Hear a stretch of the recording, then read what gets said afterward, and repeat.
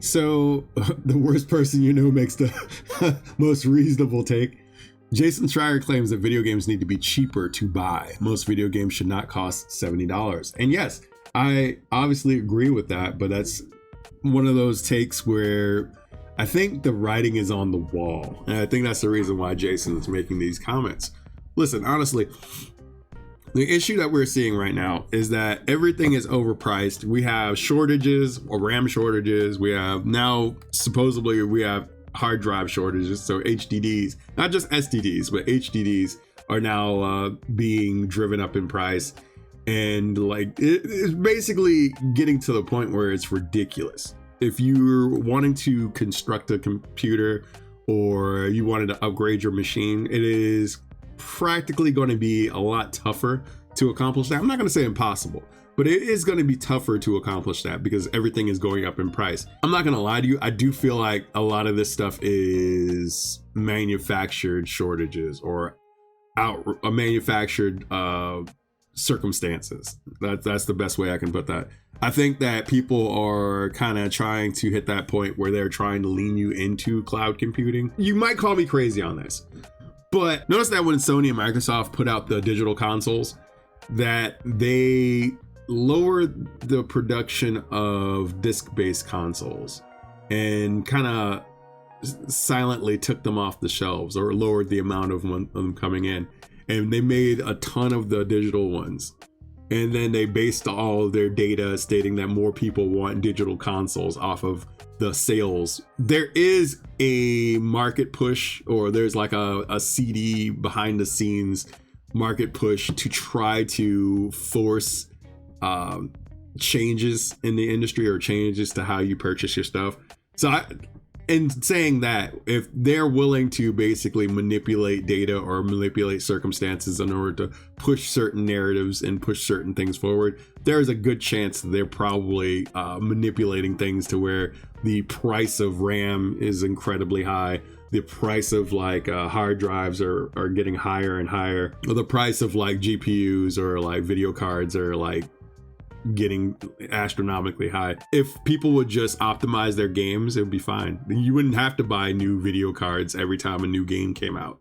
You wouldn't have to buy like all this RAM or SSDs to just kind of cover the difference or whatever. Again, there's a market manipulation that actually does happen, and it does drive up the cost, and it does cause people to spend more money than they need to. Yeah, people shouldn't buy games at a high price. Nintendo's guilty of this too. There should be, and I've argued for this before, I do believe that Nintendo needs to go back to their Nintendo Selects brand and start putting out games at a lower price point, especially games that have been out for a while, like especially their most popular titles. The Nintendo Selects brand, this is back in the GameCube days, kind of like the early Wii days, maybe the Wii U days. They had a Nintendo Selects brand where their top selling titles, they already made their money off of that first go around. So their top selling titles were sold at like a $19.99 or $29.99 price point. And they should go back to do that. If you're interested in value, in establishing value, you probably should go out of your way to make it more worth the while of the consumer. Because games aren't getting any cheaper. There's tons of games that are out there. There's a lot of Switch 2 games. I've been looking at Switch 2 games because I've been thinking about when I get my taxes back, I've been thinking about getting a Switch 2. And I was talking with my wife because we went out grocery shopping yesterday, and we just kind of stopped in the electronics department because we were possibly looking for a replacement Switch for my daughter. And we were just talking about, when we get a Switch 2, what types of games do we want? I want Donkey Kong Bonanza, obviously. I'm probably going to get the Mario Kart bundle if there's any left, because shit, you want a game to start off with. We have Little Nightmares 3. My brother accidentally got Little Nightmares 3, the Switch 2 version, for my daughter for Christmas. So she already has one game in the hole right there.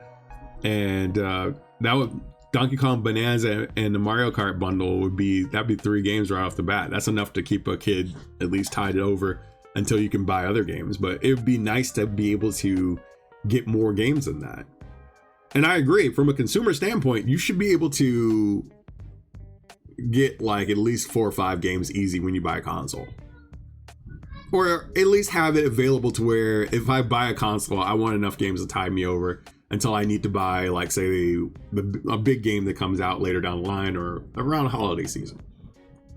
And this is the same for a lot of other people. This $70, $80 thing that we've been trying to push, and people were arguing with, what was it, Grand Theft Auto 6 needs to be $100 to justify all the stuff that's in there.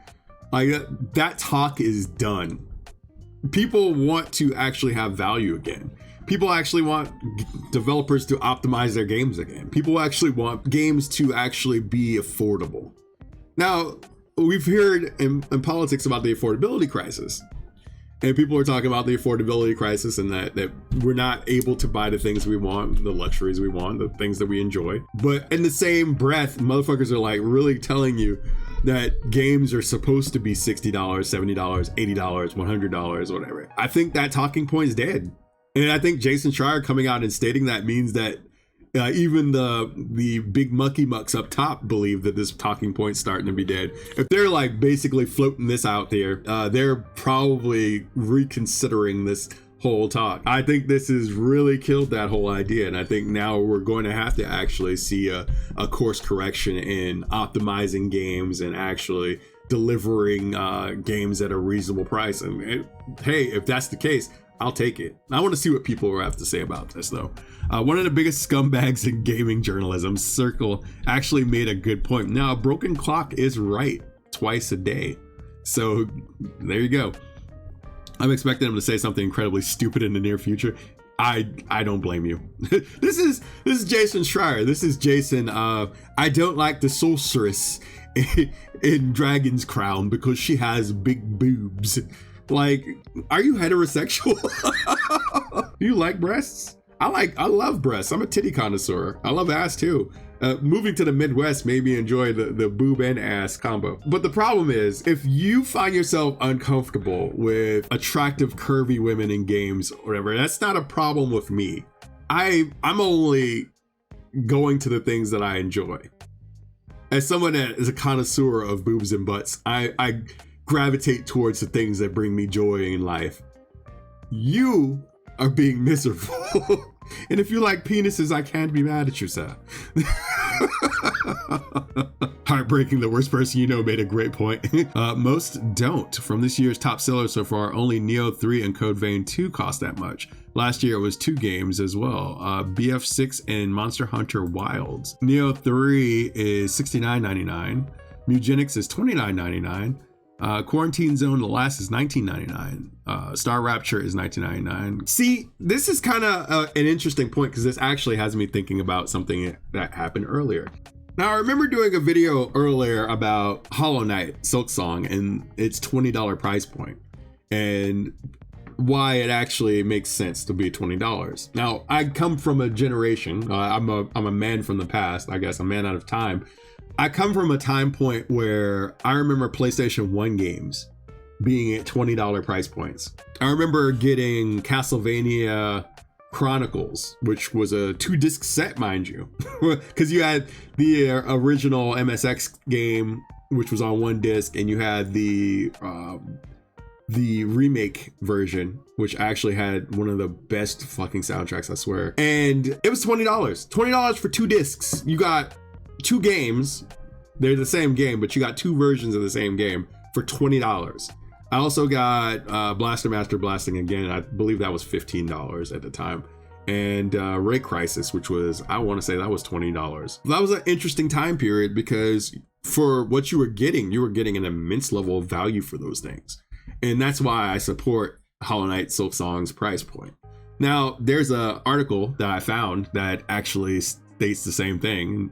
Hollow Knight Silksong's $20 price point and why it feels so fair. So we'll read the summary. We won't get too deep into this. Hollow Knight Silksong showing up at a $20 price point surprised a lot of people who already decided in their heads that the follow-up should land much higher. After years of anticipation, countless wish lists, and a far bigger adventure on an offer, many expect to have a sticker closer to modern premium releases. Instead, Team Cherry stuck to a philosophy that puts players first, keeping the price low while the scale and ambition of the project grew. Co-lead Ari Gibson has talked about wanting to keep prices reasonable, as the team has had a habit of letting projects expand until they're clearly belonging in the spotlight as full standalone releases.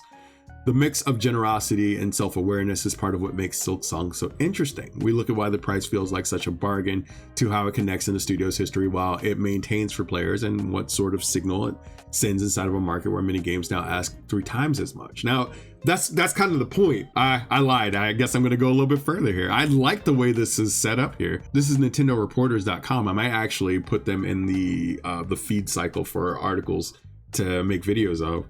Listening to the way Ari Gibson talks about money, scope, and value, you get the feeling that price is treated as a promise to players rather than just another lever in a spreadsheet. The studio benefited hugely from the success of the first Hollow Knight, which sold millions of copies across several platforms and gave them far more breathing room than most small outfits ever see. Instead of treating that success as a reason to chase higher and higher price points, they used it as the freedom to keep things approachable. The $20 price point for Silksong feels like a continuation of that mindset. It suggests that the studio wants as many people as possible to take a chance on Hornet's journey rather than framing this follow-up as a luxury purchase. That does not mean that they undervalue their work. If anything, it suggests confidence that the experience itself will make people feel that they've got more than they paid for. Value is a value discussion, and long team trust is worth more than a short-term bump. Now, this is actually great business. Great business is where you find it. Clarence Boddicker was right on that. But the fact that they're willing to give you a level of quality at that rate, at that price, means that they are confident that this game is going to sell very well and to a lot of people. And that is something that sets Team Cherry apart from a lot of bigger developers. Now, you notice that AAA development has an issue where they put out a lot of stale games with very little features, very little challenges or whatever, but they want you to pay that $60, $70, $80 price point. Now, going back to the Resident Evil remakes, so they've been chopping those remakes up ever since Resident Evil 2 remake. They've been chopping out major portions of the original games to give you something palatable and kind of base level. Now, don't get me wrong, I really do like Resident Evil 2 remake, but I do understand that it is just kind of the Cliff Notes version of Resident Evil 2 compared to the original PlayStation version. But they're giving you less games over time for literally nothing, for spending more of your money, and that's not cool. And I think people are kind of coming around to that fact, like, yeah, gamers deserve more. As a consumer, you deserve more. As somebody that's actually putting money down, you have to remember, if you don't put your money into these companies, they don't succeed. And if they don't succeed, they close, they fail, they go away, they turn to dust. You are the one that has the ultimate power in this relationship, because your money is what's keeping them going. And the more they learn that, the more they understand that, the more you start seeing studios close, games flop, high-end games flop, the more you're going to see this going forward. Thank you for sticking with me on this, and I will see you next boss fight. Take care. Have a great rest of your day.